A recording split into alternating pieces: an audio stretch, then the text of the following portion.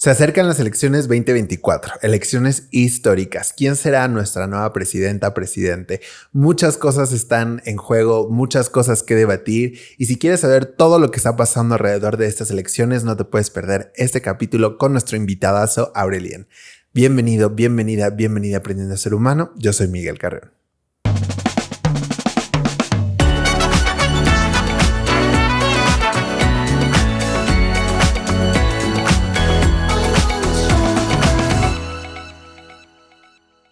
Y para hablar de este tema, la verdad es que estoy en compañía de alguien que es un experto. Yo sé que le van a aprender muchas cosas. Ya he estado antes en el podcast. Hemos tenido este tipo de pláticas anteriormente. Esta es la tercera, de hecho, pero la segunda nunca la van a saber porque pues, pasan cosas que ya les estaremos contando. Pero bueno, estoy muy feliz que haya regresado, que podamos platicar, que podamos tener esta plática y seguramente que van a tener muchas cosas que reflexionar. Así que sin más preámbulos, por favor, recibamos a Aurelien. Yeah. Hola, ¿cómo están? Bien, ¿cómo estás, Aure? Gracias por volver. Muy bien, no, yo feliz de estar con ustedes siempre. Gracias por estar aquí, por platicar con nosotros. Es un tema que me parece importante. Yo quería hacerlo y afortunadamente lo podemos rehacer. Yo sé que las cosas pasan y ya lo hemos contado antes, pero bueno, esta es una de esas entrevistas que se perdió en el espacio, pero qué bueno que pudimos volverla a hacer, qué bueno que podamos volver a platicar. Yo sé que la segunda seguramente sale mejor. No, pues a ver, voy a ver si dije cosas malas que ya no tengo que decir en esta. No. Oye, ahora sí. que vienen justamente las elecciones y antes ya habíamos platicado, la primera vez que platicamos, hablamos que se avecinaban, que venían próximas, que todo lo que estaba pasando preelecciones, digamos, y ahora que estamos en temporada de elecciones, hay tantas cosas que te quiero preguntar porque, bueno, han pasado muchas cosas en los últimos meses, pero me gustaría que primero diéramos como un contexto de la situación sobre cómo ves estas elecciones, ¿no? Y por qué, o sea, estamos hablando de que son elecciones históricas por muchas razones, pero digamos, si pudiéramos dar un resumen, una sinopsis de estas elecciones, ¿cuál sería? Bueno, pues yo creo que es una elección histórica, digo, mucho más allá del tema de, pues sí, se están eligiendo el número más importante de cargos, que sí. Pero también hay varias aristas que nos dicen que es una elección histórica. Primero, porque dos mujeres están encabezando las encuestas y eso me parece interesante, pues en el tema de la participación de las mujeres en la política de alto nivel en este país, ¿no? En un país donde todavía existe mucho machismo, donde existe una violencia terrible contra las mujeres que todavía no se resuelve. Entonces me parece una buena noticia. Dos, el tema también de que un partido como Movimiento Ciudadano está por primera vez postulando una persona a la presidencia de la República, ¿no? Y eso pues también hay que celebrarlo porque el pluralismo partidista es la base de una democracia consolidada. Es decir, que en una democracia, para mí, ¿no? Luego, pues vas, o sea, si ves Estados Unidos, por ejemplo, pues tienen solo dos partidos y ahí se van, ¿no? Claro. Pero para mí, una definición de una democracia consolidada es una democracia donde puedan coexistir varias ofertas, ¿no? Que haya pluralismo de ideas. Y tres, pues un contexto muy polarizado. Justo eso es lo que nos está pasando como un poco en Estados Unidos, siento yo, donde pues tienes esa idea de estamos todos a favor, todos en contra, ¿no? Y entonces tienes el país dividido en dos y eso creo que es histórico, pero siento que es un impedimento un poco a la construcción social, a la construcción de la democracia y sobre todo para reconciliar el país y buscar la paz, ¿no? Yo no creo que tener dos partidos o dos coaliciones opuestas nos va a permitir resolver todos los problemas que enfrenta hoy el país. Hay temas que necesitan de la construcción de consensos donde tú tienes que hablar con la oposición, ni modo. Claro. O sea, aunque no es tu partido, pues tienes que decir, bueno, ¿cómo le vamos a hacer para resolver? Obviamente, si estás pensando en el bien común. Porque si tú estás pensando primero en los intereses de tu partido, de tu gente y de tu coalición, en vez de poner a México primero, pues claro que no te conviene hablar con la oposición, ¿no? Entonces es lo que yo creo que son los elementos de esa elección histórica, ¿no?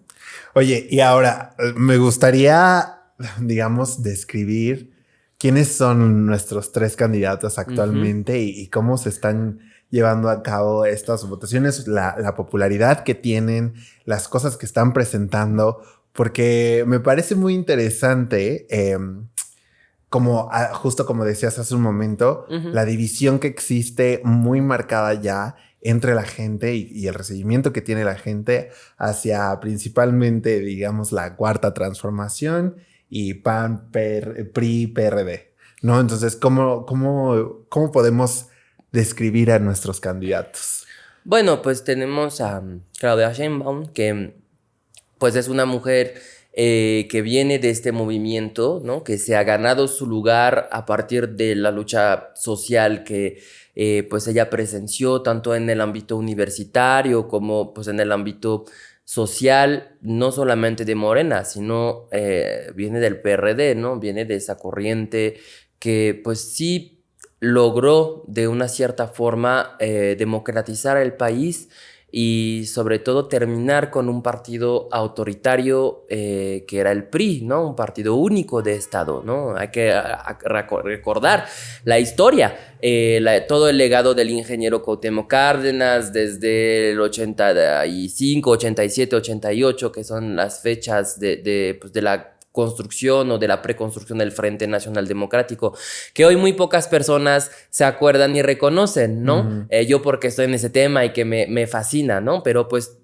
ella viene de ahí, ¿no? Viene de ese movimiento y pues viene también de la construcción del proyecto del presidente Andrés Manuel López Obrador, ¿no? Entonces traen una línea, traen unos temas y efectivamente pues se está beneficiando, digamos, de la alta popularidad del presidente. Que estemos de acuerdo o no con lo que han hecho, eso es otro tema, ¿no? Que ya hemos platicado aquí, de hecho. Sí. Pero, pues sí, es un presidente popular, ¿no? Luego, pues tenemos a Xóchitl Gálvez, que, salió un poco su candidatura de sorpresa, ¿no? A mí me parece que Xóchitl, pues, es una mujer que sí quiere trabajar, que sí ama a su país, pero pues que está rodeada de unos partidos que son unos impresentables, o sea, para hablar pues de los líderes de siempre, del PRI, del PAN, o sea, ¿cómo es posible incluso que se estén aliando, ¿no? O sea, ya habíamos tenido esa conversación, o sea, el PRI se alia con el PAN que buscó la transición democrática y el PRD, que es el partido de izquierda en México, que tiene el registro del Partido Comunista a punto de perderse en esas elecciones. O sea, imagínense que el partido de izquierda por excelencia histórico de México está haciendo una alianza no solamente con la derecha, porque adentro de esa propia derecha está la extrema derecha, están los discursos de odio, está la xenofobia, ¿no? O sea, hay temas muy ríspidos ahí y que el PRD decide solapar, ¿no? Porque yo siempre digo, el silencio es complicidad, ¿no? Y te voy a decir, Claudia, de una cierta forma, para regresar, porque pues, también en esa coalición existe el Partido Verde, ¿no? Un partido que ha sido multado, que ha violentado la ley y que sigue postulando candidaturas. O sea, es como, ¿cómo? O sea, violas la ley y nada más pagas la multa, pero sigues en cada elección haciendo el mismo show, ¿no? Entonces, bueno. Y tenemos, pues, a Movimiento Ciudadano con Jorge Álvarez Maínez, que a mí me parece en la letra es una visión que yo creo la más progresista, ¿no? Que se ubica en la corriente socialdemócrata, significa que es un partido de izquierda, pero que también en la práctica pues vemos que hay de todo, ¿no? Y eso es el problema de los partidos políticos, ¿no? Que finalmente no actúan al 100% en función de lo que dicen sus estatutos o sus cartas de identidad. Entonces, en todos los partidos políticos tienes pues gente excelente y gente impresentable, ¿no? Entonces, pues yo creo que así estamos llegando a la contienda. Y pues vamos a ver qué pasa el 2 de junio, ¿no? Y que aparte Maine salió así de que candidato sorpresa, ¿no? O sea, de bueno. Además, un candidato sorpresa porque iba a ser Samuel García y pues se cae la candidatura, entonces pues llega Jorge. Jorge pues tiene un trabajo previo, es una persona que tiene una carrera en la política previa. Y le están apostando al voto de las juventudes, pero ¿de qué juventudes, no? Ahorita le están apostando a las juventudes universitarias. Yo estaba haciendo el cálculo justo con unos amigos, y si hablamos de, pues, ¿qué será? El 26%, 26, 28% de las personas votantes van a ser personas jóvenes, o sea, menores a 29 años. Pero si tú agarras ese grupo y ves cuántas personas de ese grupo han tenido acceso o tienen acceso hoy al privilegio que es la universidad, es un 24%. Entonces le están apostando al 24% de un 26% de los votantes. Vamos a ver cómo sale el cálculo, ¿no? Porque las juventudes no solamente es el sector universitario. Hay juventudes que encabezan familias, a veces mujeres solteras, de hecho, en muchos casos trabajan o pues están buscando una carrera, ¿no? No necesariamente están en el sector universitario. ¿Cuáles crees que son los temas más debatidos en esta campaña? Bueno, yo creo que el tema de la seguridad está pues ahí debatiéndose, ¿no? Sobre todo entre dos visiones, ¿no? Si queremos seguir con la militarización del país o si queremos optar por una visión civil de la seguridad, que obviamente es muy complicado, ¿no? Porque no es un debate así de estás a favor o no de los militares.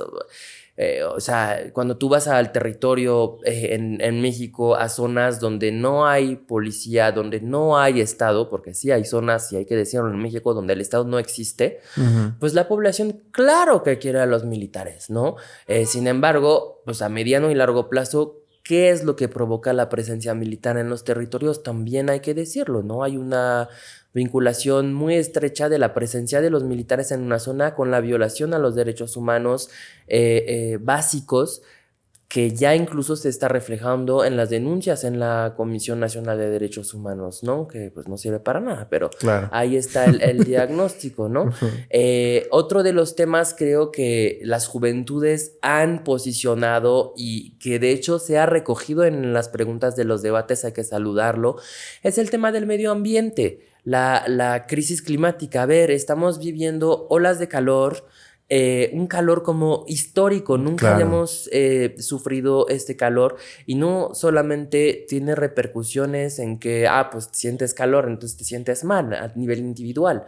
O sea, hay que pensar qué provoca este calor. Por ejemplo, pues el ganado que se te muere, la producción de alimentos que pues no funciona como antes, la pérdida de los suelos vivos, es decir, que los suelos ya no producen alimentos con los mismos nutrientes y vitaminas que hace 50 o 100 años. O sea, el tema de del calentamiento de océanos que está provocando huracanes que están llegando mucho más pronto y mucho más frecuente y con mucha más intensidad, afectando a las personas que menos tienen, ¿no? ¿Quiénes son las personas que viven en las costas y cómo están viviendo, ¿no?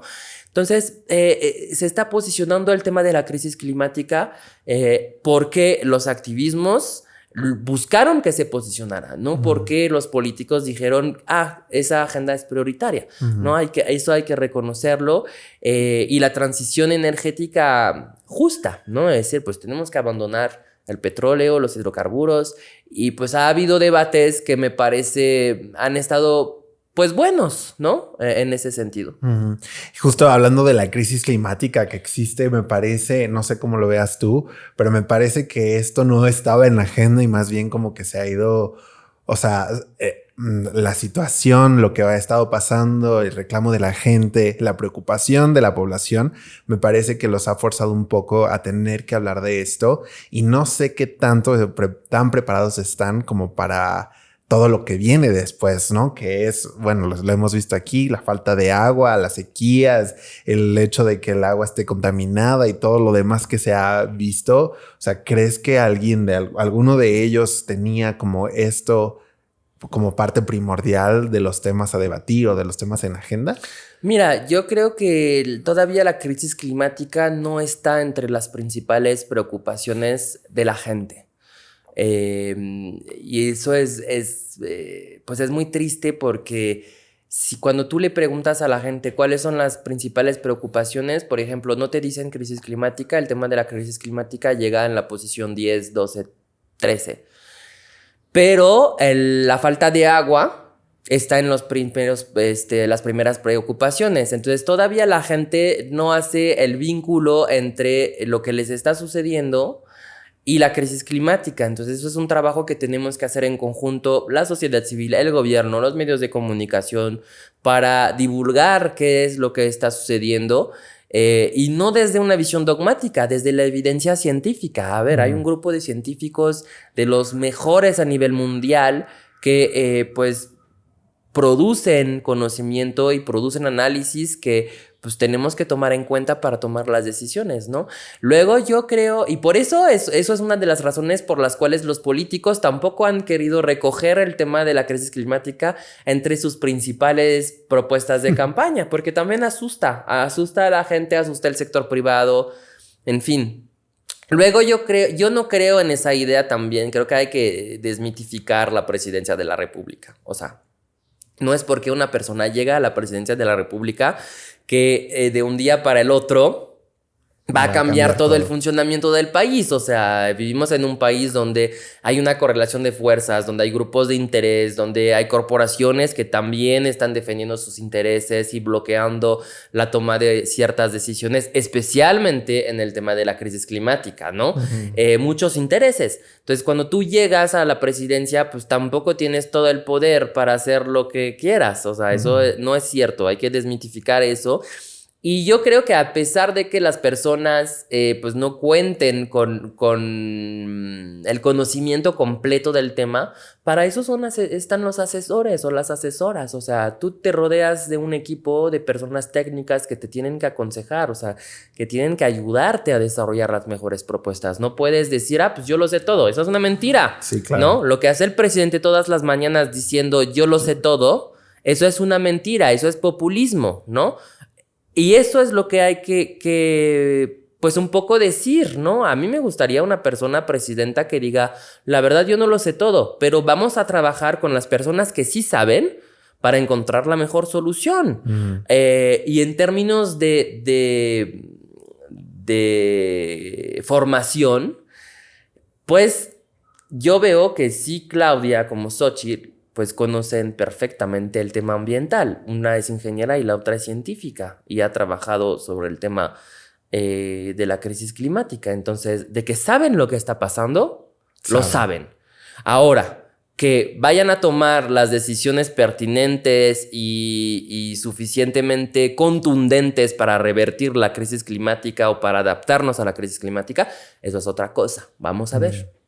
Y justo aquí viene también parte de lo que te quería preguntar, porque con todo esto que dices y todo esto que estamos platicando en mente, habría que saber cuáles son los mayores desafíos a los que se van a enfrentar cada uno. Y de hecho, las controversias que están surgiendo a través de lo que se está poniendo en la mesa o las propuestas que se están poniendo en la mesa durante estas elecciones, ¿no?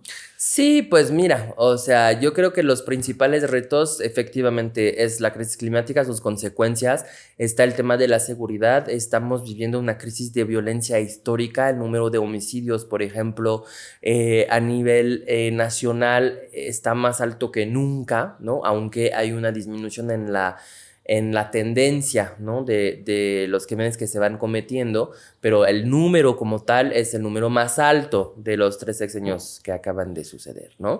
Hay zonas, como te digo, donde no existe la ley, donde no existe la autoridad e incluso todo ese tema de la extorsión. O sea, hoy el crimen organizado no solamente se dedica al tema de tráfico de drogas, o sea, tráfico de personas migrantes, extorsión de los productos básicos, huevo, aguacate, limón, o sea, cosa que no sucedía con esa intensidad antes hacia el campo, ¿no? Entonces eso es dramático, es una situación que les va a costar mucho trabajo revertir, ¿no? Y el otro tema, pues por supuesto, es el tema de la migración. Debemos de hablar del tema de la migración, sobre todo que pues hay mucha probabilidad de que gane Donald Trump en Estados Unidos. Yo espero que no, yo espero que pues por pocas veces en la historia Estados Unidos tome mejores decisiones. Pero bueno, vamos a ver cómo van a reaccionar en México enfrentándose nuevamente a Donald Trump, que para mí ese es el reto, porque al final de cuentas estamos en una alianza con Canadá y con Estados Unidos y lo que sucede arriba nos impacta hacia abajo, ¿no? Definitivamente. Oye, y justo hablando de eso, hablando de, digamos, política exterior, ¿crees? O sea, ¿cómo ves digamos, en caso, por ejemplo, ahora todo lo que se ha hecho con Andrés Manuel, con Morena, todo lo que se ha, los vínculos que se han hecho, los pactos que se han hecho, supongo que obviamente en el dado caso de que quedara Claudia, pues es continuar con lo que se estaba pactando o con los acuerdos que se tienen, ¿no? Mira, o sea, hay una... Ahora que ya soy mexicano, puedo hablar de la política exterior y de la política mexicana. Para que no vengan a decir, regresa en tu país y todo. No, porque ya me la sé, o sea, ya, hay una cosa en México que es esa neutralidad donde justamente el país, el Estado mexicano dice que cree en la autonomía y en la independencia de cada país, entonces que no se va a meter en los asuntos internos de los países. Ok, ese es como el marco. Ajá. Pero yo he visto que en ese sexenio, por ejemplo, pues a veces el presidente decide meterse y a veces el presidente dice, pues no, la neutralidad del Estado, ¿no? Entonces es raro porque yo creo que sí en algunos momentos los estados en el mundo para garantizar la paz, y eso es la base de la creación de la ONU después de la Segunda Guerra Mundial, para intentar mantener la paz en la mayor parte del mundo, se tienen que posicionar, o sea, tienen que enfrentarse a las olas de violencia más drásticas y más intensas que están sucediendo. Te voy a dar dos casos que a mí me dan mucha tristeza, que obviamente necesitaríamos otros programas para explicar qué es lo que está sucediendo en esas regiones, por qué son conflictos provocados por las grandes potencias mundiales, colonialistas, imperialistas, sí, pero están esos conflictos y México se tiene que posicionar. Primero, la invasión de Rusia a Ucrania, ¿no? Que no es una guerra, es la invasión de un territorio por las razones que sean. Hay una invasión del territorio ucraniano por parte de Rusia y Europa está viéndose afectada por esta invasión y África se está viéndose afectada por esa invasión, ¿no? Y México está protegiendo a los capitales rusos aquí, incluso promoviendo apoyo a medios de comunicación que son herramientas de propaganda de un Estado autoritario antiderechos que representa a Vladimir Putin, ¿no? O sea, y ahí pues seguimos. Y dos, el tema de también la invasión de Israel a Palestina y de esos bombardeos y de esas miles de muertes que además afectan a niñas, niños, adolescentes, mujeres, claro, personas en condición de vulnerabilidad. Y ayer o antier, no me acuerdo, pues celebran la independencia, la creación del Estado de Israel y sale un comunicado de la Secretaría de Relaciones Exteriores felicitando a Israel en plena masacre de gente, pues, en la indefensa total, ¿no? Claro. Entonces yo espero que eso vaya a cambiar, por un lado. Y dos, está, por supuesto, el tema de la política. ¿Cuál es la política exterior de México? Pues en la mayor parte es la relación con Estados Unidos y con Canadá, ¿no? Que esa relación pues no ha cambiado y no cambia. Que estén los demócratas, que estén los republicanos arriba, no cambia porque nos siguen viendo a México como un país de tercera clase donde pretenden imponernos ciertas cosas como lo han hecho imponiéndonos la guerra contra el narcotráfico, pero ¿de dónde vienen las armas? De arriba. ¿De dónde se va la droga que consumen? Hacia arriba, ¿no? Sin reconocer ninguna responsabilidad. Lo mismo con la migración. A ver, o sea, ¿tú crees que México tiene las mismas capacidades de recibir todas las poblaciones migrantes que lo podría hacer Estados Unidos? Por supuesto que no, ¿no? Y hay una responsabilidad también ahí, ¿no? Entonces, bueno, pues vamos a ver qué es lo que va a suceder. Yo creo que la política exterior hacia el norte atlántica pues va a seguir igual, porque al final de cuentas dependemos también de una visión comercial.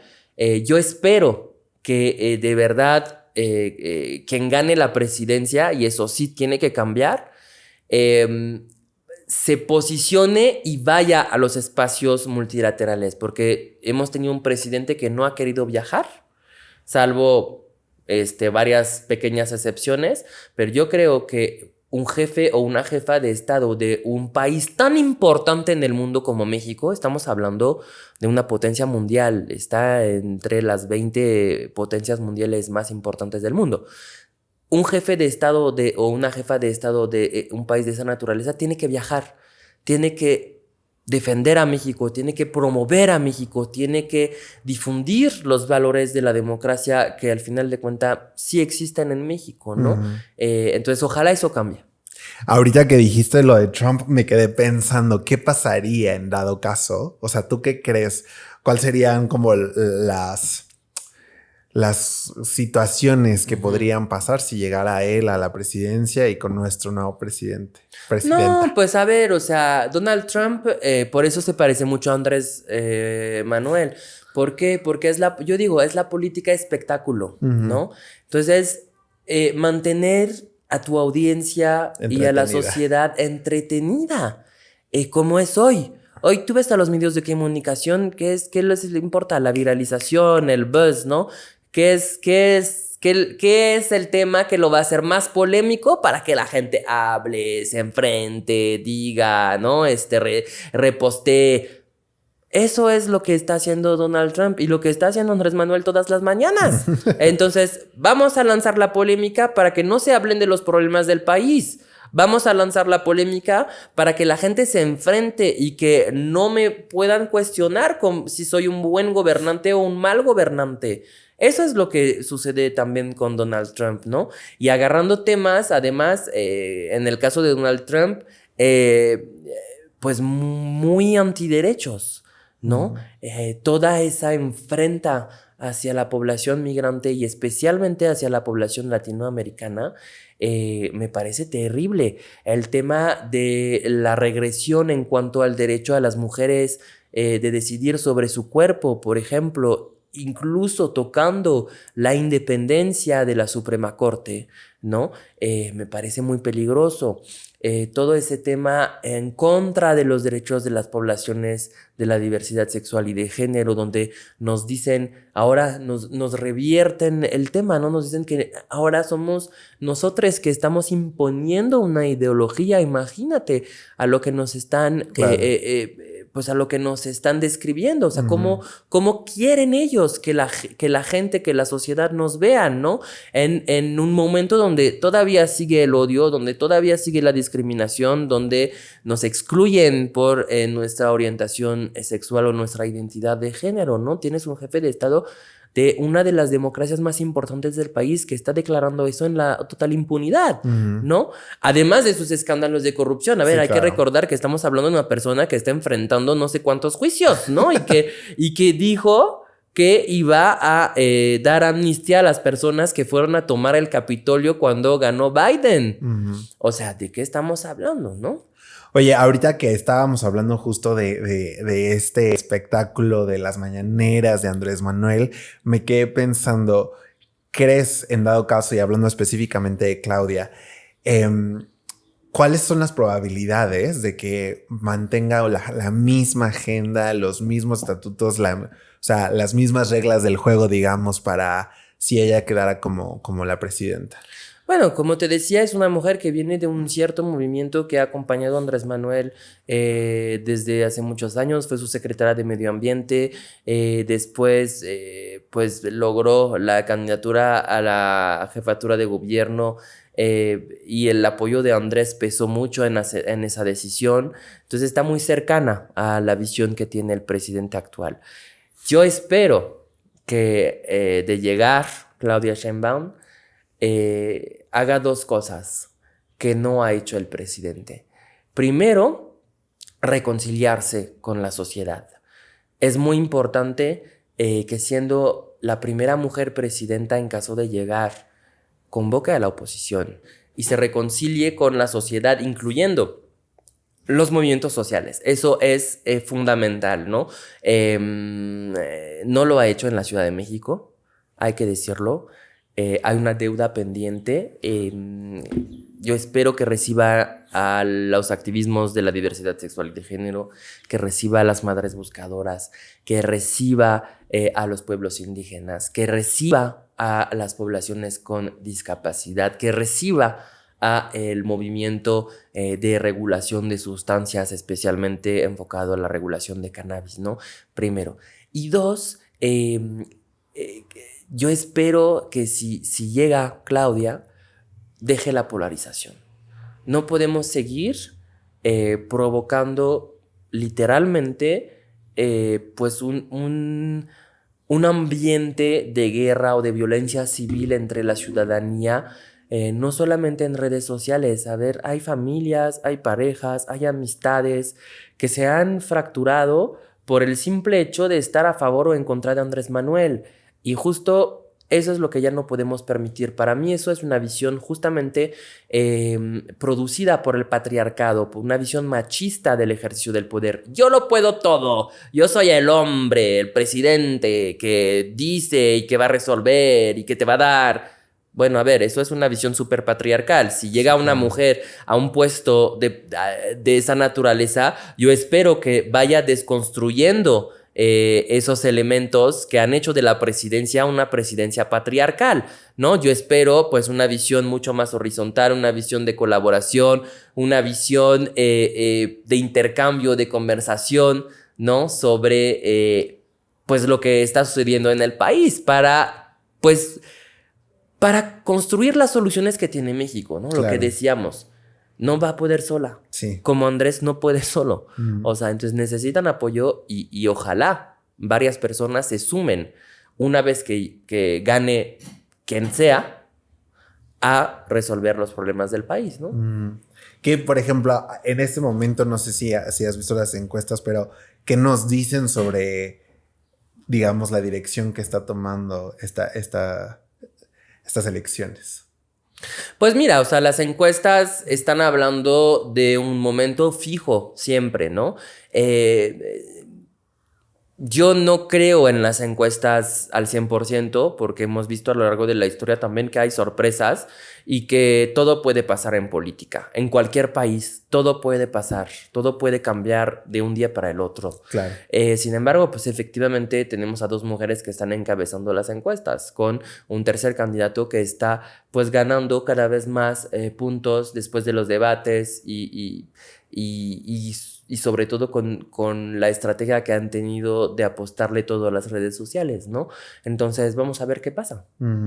Que ahora, justo hablando de redes sociales, a mí lo que me da curiosidad es genuinamente qué tanto pesa lo que pasa en las redes sociales a la hora de transformarse en un voto, porque no sé si la popularidad en una red social se pueda transformar a un voto el día de las elecciones. Bueno, primero, ¿de quiénes estamos hablando? O sea, en las redes sociales, empezando por el TikTok, tienes mucha gente menor de edad. O sea, sí, claro. es una gran parte del público de las redes sociales que no van a votar. Dos, ¿quiénes más están en las redes sociales? Nuevamente, la población joven. Regreso a ese 30%, si queremos hablar. O sea, 28, 30%. De esa población joven que está en las redes sociales, ¿cuántas personas van a ir a votar? También hay que decir que la población joven es de las poblaciones más abstencionistas en las elecciones, ¿no? Entonces, ahí está el reto. ¿Cómo transformas un like en un voto el día de la elección? Y también, a ver, o sea, a veces yo me incluyo, o sea, ves contenido, entonces entras en ese ranking de, pues número de vistas, no, pues 1 millón de vistas. Sí, yo lo veo, pero no necesariamente votaría por esa persona que estoy viendo. O le pones like porque pues, te da risa, porque te divierte, no necesariamente porque vas a ir a la casilla el 2 de junio para votar por esa persona, ¿no? Yo espero que la gente sí vaya a votar. Ojalá que haya una participación histórica, que eso también entre en que sea una elección histórica. Y espero sobre todo que la gente vaya a votar de manera informada, que busque quiénes son las personas candidatas, qué es lo que están proponiendo y que voten por las causas, que voten por lo que más les importa y lo que más se ven reflejados en esas propuestas de país. Ahorita que dijiste esto, me parecen muy importantes 2 cosas. La primera es la importancia de ir a votar, ¿no? Claro. O sea, creo que a veces nos olvidamos de cómo funciona y el hecho de no votar puede traer consecuencias también, ¿no? Sí, pues mira, o sea, el problema de una democracia que no vota es que entonces tienes un grupo reducido de la población que toma todas las decisiones. Si de por sí no nos consultan nunca jamás después, o sea, a ti, o sea, que es también una visión de que la democracia nos domina, en el sentido de que solamente te convocan cada 3 o 6 años, salvo el tema de la revocación de mandato, que ya, pues, a ver qué pasa. Pero no te convocan para la toma de decisión, ¿no? Solamente te dicen, pues, opina una vez y ya. Y ya. Yo voy a tomar todas las decisiones por ti. Eso creo que está mal, ¿no?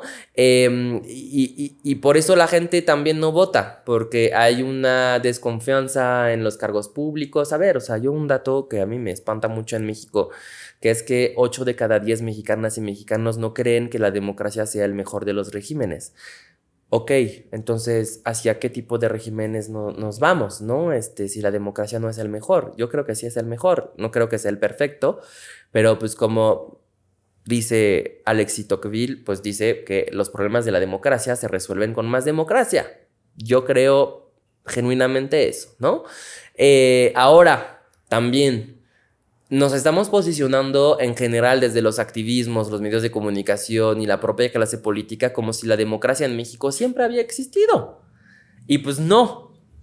Yo digo que la democracia nació en el 2000, cuando hubo por primera vez la alternancia de otro partido, regresando a ese tema de la importancia de la pluralidad partidista en una democracia. Claro. Que estemos de acuerdo o no con el PAN. O sea, ¿no? Pero entonces estás hablando de un país que tiene 24 años de edad en términos democráticos. Claro. Entonces, ¿cómo quieres hacer participar a la gente, pensar que ya hay ciudadanía de tiempo completo, formada, capacitada, educada, consciente de la toma de decisión de los problemas? Pues no, obviamente no, eso es un proceso y nos va a tomar muchos años más para llegar a una democracia consolidada. Ahora, lo que no se vale es que hayan personas de esa clase política que tienen conciencia de eso y que se estén aprovechando para mantener el rumbo autoritario o el rumbo de la concentración de poder de una democracia que no es una democracia consolidada, ¿no? Hay una responsabilidad, yo creo, de las personas candidatas de seguir con la transición democrática y hoy no veo que esté sucediendo eso. ¿Cómo ves tú el ámbito o sea, más bien el ambiente en general con la gente? Porque creo que a mí lo que más me preocupa es que escuchar esta frase de, pues, ¿quién es el menos peor de todos, no? O bueno, pues, ¿por quién va a votar mi familia? Bueno, yo voto por él mismo, ¿no? O como de justo de no saber, de no tener la información suficiente e ir hacia donde donde la corriente nos está llevando, digamos, ¿no? Bueno, pues para eso está el ejercicio de los debates que definitivamente demasiadas pocas personas estén viendo. O sea, estaba hablando el INE de un 11% de la población votante está viendo los debates. Imagínate, o sea, 1 de cada 10 votantes está viendo el debate para saber qué van a proponer a la presidencia. Entonces, imagínate los debates para elecciones locales, o sea, fatal. Y yo creo que ahí pues hay un deber también de la ciudadanía que no estamos tomando con la importancia que se merece. O sea, primero ir a votar y dos, informarse. Efectivamente, pues todavía está en construcción ese proceso de ciudadanización de la gente. Y sí, entonces te vas pues por el menos peor porque también creo que hace falta pues un refresh de la clase política, o sea, una renovación de las ideas. Yo no estoy viendo hoy a personas candidatas que abracen, por ejemplo, las causas.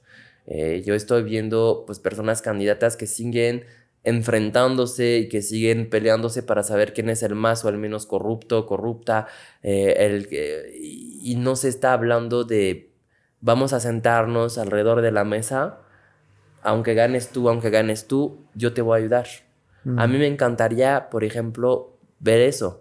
O sea, que las personas candidatas tengan esa madurez de decir, oye, bueno, pues si pierdes, como sabes de este tema en particular, eres experto en este tema, pues te invito a que pues construyamos una solución alrededor del tema del cual conoces más. Nadie ha dicho eso en ningún cargo. Y dudo que lo hagan. Pero así debería de ser. Si realmente piensas en México primero. Yo estoy de acuerdo que la democracia, pues hay distintos proyectos de país y así, pero también hay temas de consenso. No puedes estar peleándote para todo. Claro. O sea, ahora tú ves, por ejemplo, la oposición en el Congreso es todo lo que propone Morena, pues es no. Y viceversa, ¿no? Entonces ya está paralizado todo. Cuando yo creo que sí, con más conversación, obviamente con otros procesos de construcción de consenso que tenemos que echar a andar, creo que el país podría avanzar mucho más. Pero aquí estamos hablando justo de lo que habías dicho hace un principio, ¿no? O sea, como los intereses de los partidos y cómo esos intereses están afectando las decisiones para el pueblo en general. Totalmente, y empezando por los tipos de perfiles que ponen en las candidaturas. Hay una exclusión tremenda de la ciudadanía en general. ¿Cuántas personas con discapacidad están en un puesto de elección popular con capacidad de llegar? ¿Cuántas mujeres, cuántas juventudes, cuántas poblaciones de la diversidad sexual y de género, pueblos indígenas? Todas esas poblaciones están quedando fuera de la elección. O cuando están pues en espacios donde los propios partidos saben que no van a llegar. Ahí está el tema que habíamos platicado de las plurinominales. Los mecanismos existen.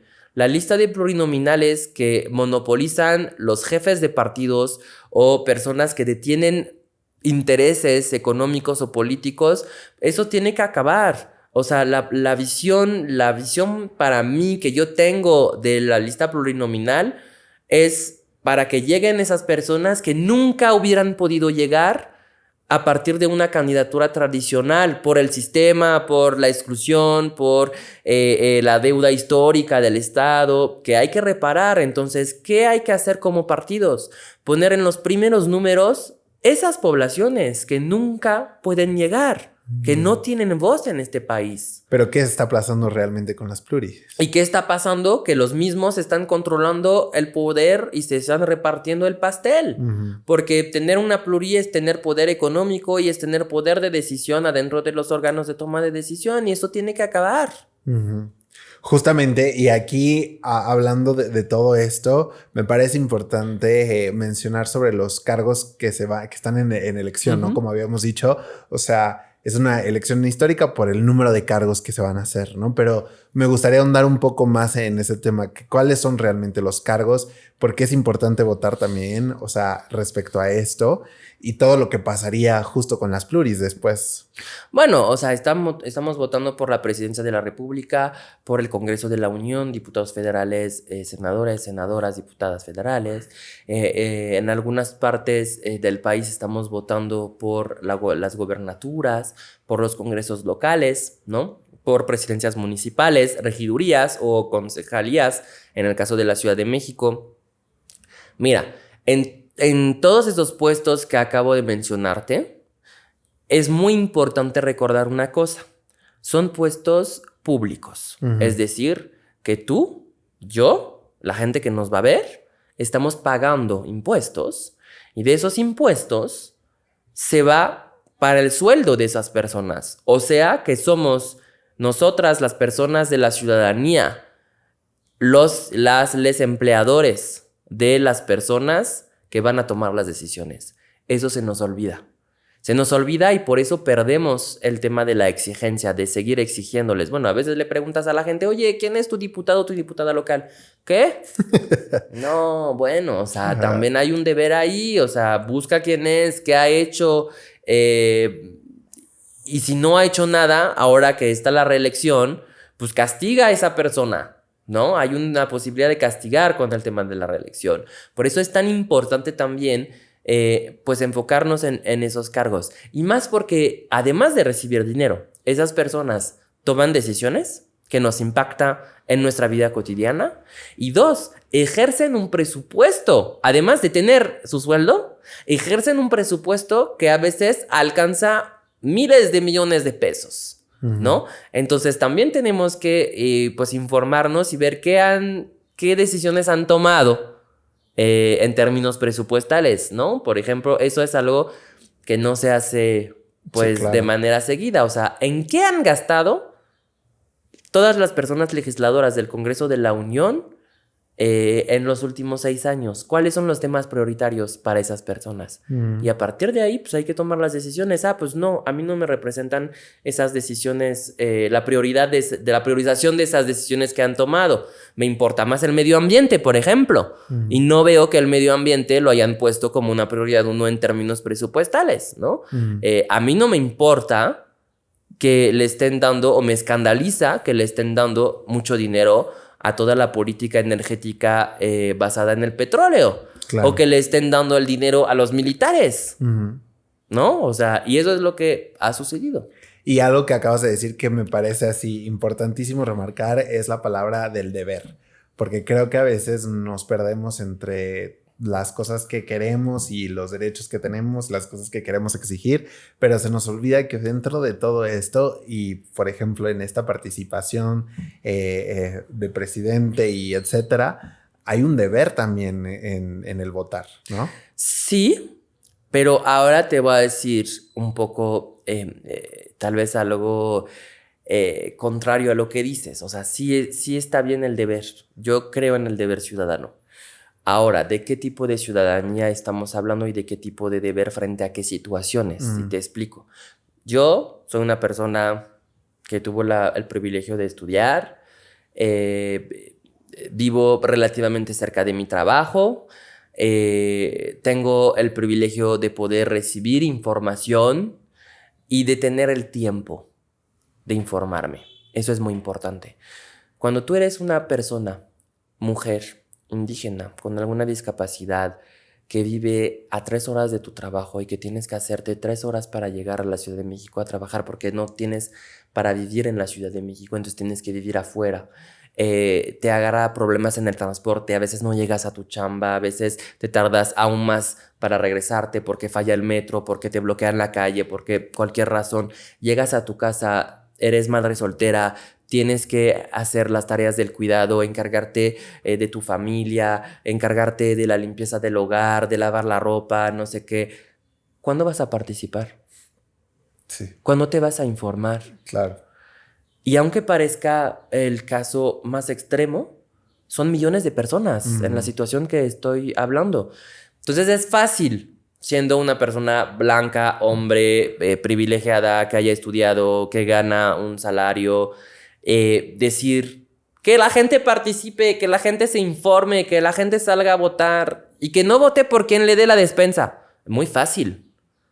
Pero cuando tú eres una persona así y que la clase política nunca había volteado a verte y que tienes a un presidente o a un partido que sí volteó a verte, tal vez no de la mejor forma, porque yo creo que falta mucho en educación, en salud, en seguridad, pero que te da un derecho social, un derecho a un apoyo social para mejorar tu calidad de vida cotidiana y que sí te ayuda a mejorar tu calidad de vida, obviamente de manera mínima, pues esa gente va a seguir votando por quien le está dando esa ayuda. Y yo lo veo como normal. Si yo estuviera en esa posición, pues tal vez haría lo mismo y no se vale juzgar, ¿no? Por eso no estoy de acuerdo con todos estos argumentos que a veces usa la oposición que me parecen racistas y excluyentes, que no están entendiendo realmente con empatía y con veracidad lo que está sucediendo con la población mexicana y la ciudadanía.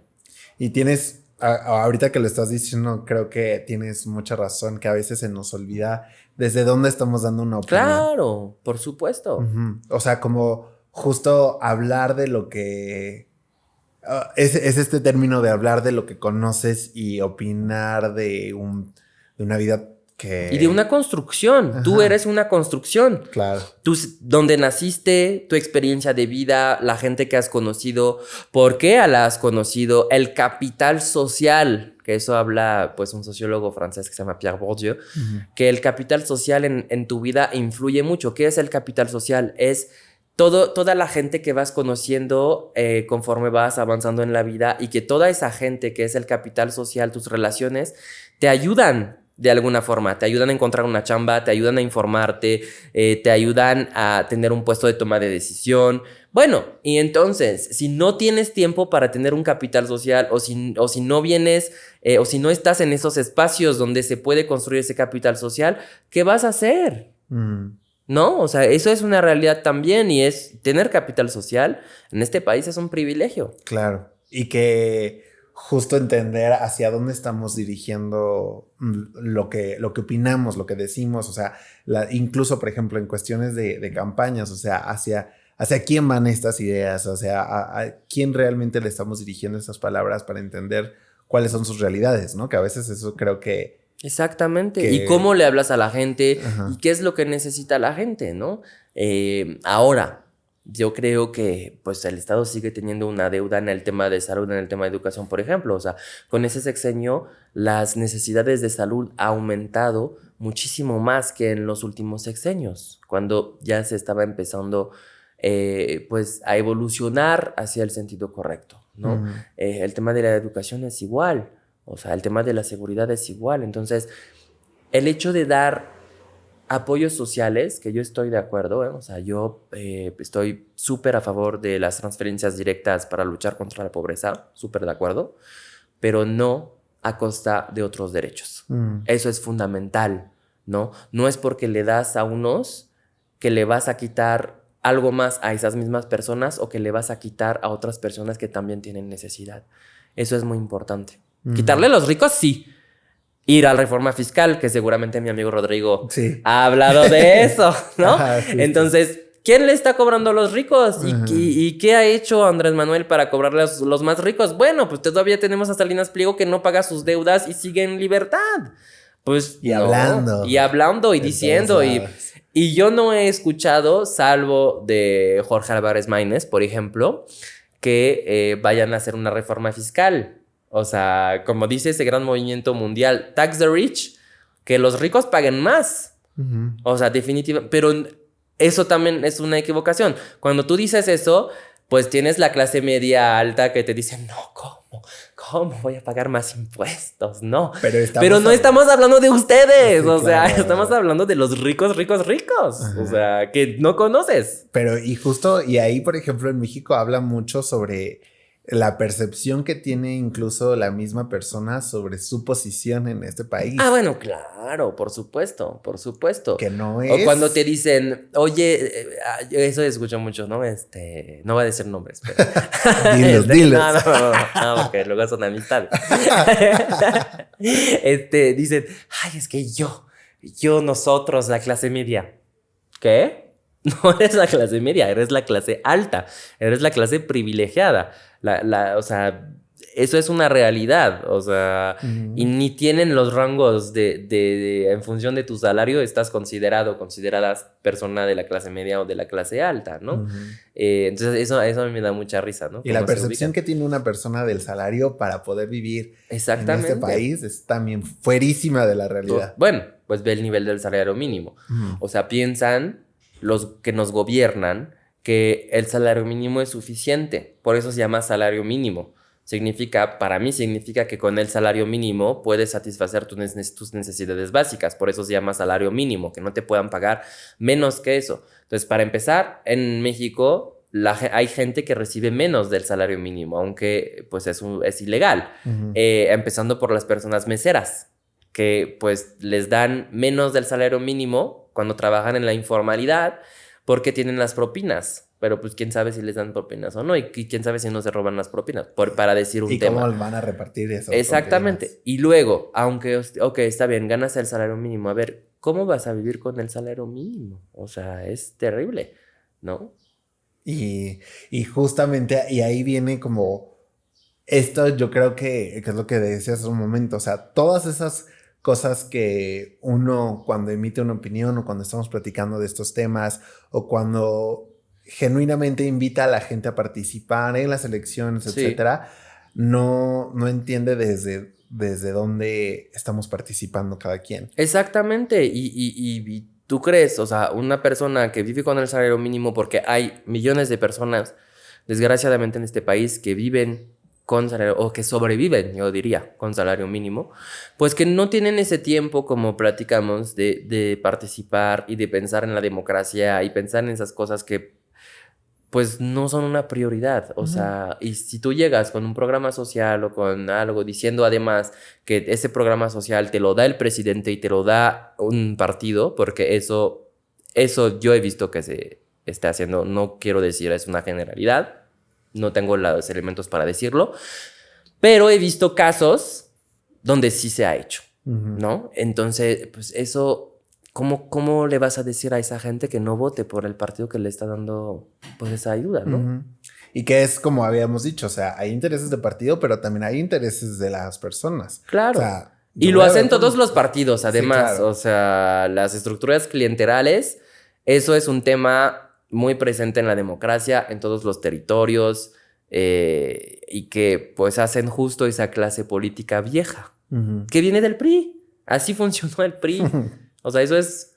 Y que, seamos honestos, o sea, los partidos tienen un poquito de pues, eso. El ADN, pues todos... Semillado. Pues claro, o sea, son cada vez más las personas que no habían participado en el PRI o en los partidos viejos. Eso es de celebrarse, ¿no? Pero todavía hay un ADN. Hay un libro muy bueno que ya hace muchos años, bueno, no muchos, pero... unos años que salió, que se llama El Prista que todos tenemos dentro. Y es muy bueno porque efectivamente te demuestra que la sociedad mexicana todavía está enraizada a muchas prácticas que impuso el PRI pues después de la revolución, ¿no? Claro. Y que o sea, tú lo ves y es difícil luego despegarte de esas tradiciones y costumbres que ya vienen de generaciones y lo ves en tu vida diaria, ¿eh? Sí.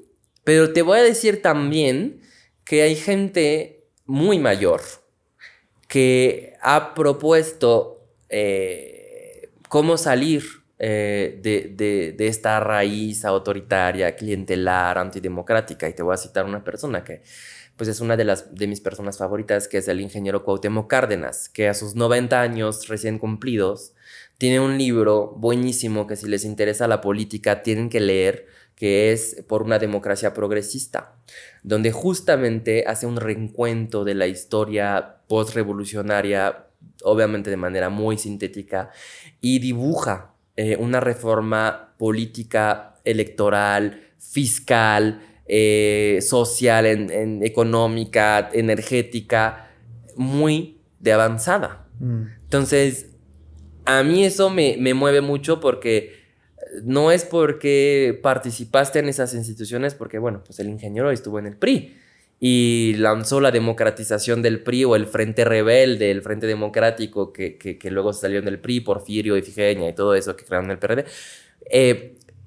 Pero pues es una persona grande de otra generación que nos está todavía dando la esperanza de que otro modelo existe y nos hace falta a las juventudes, creo yo, fomentar esas conversaciones transgeneracionales para no repetir los errores del pasado. Que eso, pues es la base de la historia, ¿no? Si no conoces la historia, la repites, ¿no? Es un ciclo. Y se nos olvida muy fácil. Y yo creo que en México estamos con ese peligro, digo humildemente, a mis 12 años de nacimiento en México, siento que estoy como por vivir lo que me estaban contando cuando estaba aprendiendo la historia de México, ¿no? De un partido único, controlando los poderes, queriendo meterse en la autonomía de otros poderes, disminuyendo el Estado, atacando a los organismos autónomos, atacando a la sociedad civil, atacando a las personas periodistas, atacando a las personas defensoras ambientalistas y de la tierra. Eso es lo que yo aprendí que era el PRI autoritario, ¿no? Y me da miedo que eso pues vuelva a suceder porque tenemos esa tendencia con Andrés Manuel. Eso es una realidad. Por eso yo espero que gane quien gane, que venga del partido que sea, tenga las convicciones por México de transitar hacia una mejor democracia. Antes de cerrar este capítulo, me gustaría preguntarte, ¿qué te gustaría que la gente que nos ve o nos escucha hoy se quedara con todo de lo que hemos dicho? Reflexionando que estamos muy cerca de las elecciones y obviamente no vamos a decir cómo vota por, pero ¿qué tenemos que tener en mente ahora? Bueno, pues yo creo ir a votar. Ir a votar es lo primero, el 2 de junio, temprano, porque luego siempre se nos sale algo. No, pues que me atrasen la comida, que transporte, que no sé qué, que hace mucho calor, que... No, vayan temprano a la apertura de las casillas, se forman. Pues yo creo que es momento de dedicarle algunas horas a la democracia en México. Hacer de esa elección que realmente sí sea una elección histórica, pero no histórica por todo lo demás que pueda representar, sino que sea histórica en la participación de la gente. Y idealmente, pues que vayan a votar de manera informada, siempre teniendo, pues sí, ese sesgo del privilegio del acceso a la información, definitivamente. Pero pues hoy con las redes sociales es muy fácil informarse. Ojalá vayan y voten por las causas. Que no voten todo por un partido, que no voten todo por una persona o porque les dijeron votar por esa persona, que voten por las causas que les importan. ¿Te gustaría compartir tus predicciones? ¿De quién gane?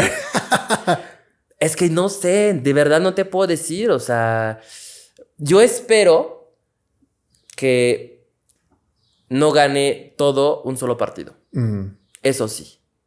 Que se divida el voto, que tengamos pluralidad en el Congreso de la Unión, en los congresos locales, en los estados, que un solo partido no se lleve todo, por favor, porque eso es un peligro para la democracia. Totalmente. Ahora, como siempre, un gustazo platicar contigo. O sea, no, el gusto es mío. A veces siempre se me olvida que estamos grabando y luego ya estoy aquí echando el chisme bien a gusto contigo. Y es que hay muchas cosas que reflexionar respecto de esto. Claro. Y lo que me acabas de decir antes, o sea, creo que se me queda muy grabado. Y tener en consideración, yo creo que eso sería como mi aprendizaje principal, es tener en consideración de quién está votando y desde dónde lo hace, o sea, desde no dónde juzgar, está participando, ¿no? Dejar de pelearnos, no se peleen. No se peleen con su familia, no se peleen con sus amistades, no vale la pena. Y es que hay que aprender a escuchar desde dónde estamos tomando. Que me parece que es muy importante. También, me parece muy importante tener este tipo de conversaciones, porque luego, justo por no tenerlas, uno también pierde la capacidad de poderse informar, de si poder tener este momento de poder decir desde dónde estás viendo lo que estás viendo y por qué lo ves así, hace que a lo mejor yo diga, algo que yo no estaba considerando, ¿no? Y pensar en qué estamos de acuerdo. Porque la sociedad, las redes, todo es hate. Entonces nos orían a hablar de en qué no estamos de acuerdo, ¿no? Y hablarlo así. Ajá. Porque... Entonces, mejor hablemos de en qué sí estamos de acuerdo, qué vamos a hacer, ¿no? Totalmente. Ahora, ¿dónde te podemos seguir para que la gente... Bueno, me pueden seguir en mis redes. Estoy como Aurelien Guilabert. Pues ahí, si ponen Aurelien, no les va a salir muchos en México. Cada vez más, porque ya cada vez más franceses. ¿Ya? Y estoy como Aurel-GT. Gracias, Aure, por estar aquí. Gracias a ustedes. Gracias, felicidades por este espacio. Gracias de verdad. Y vamos a juntarnos después del 2. Después del 2, ya. Una mesa ármate una mesa, ya Sí. con el Rodrigo y todo. Ahí, a ver cómo le fue. Silvana, que también vi que invitaste. Sí. Ya, muchas amistades muchas ahí. Ya. Yo espero que sí, que se unan. Ya escucharon, ya vieron. Yo les voy a hacer la invitación directa para un debate post-elección, sí. ya. A ver qué pasó. Ya, cerrado.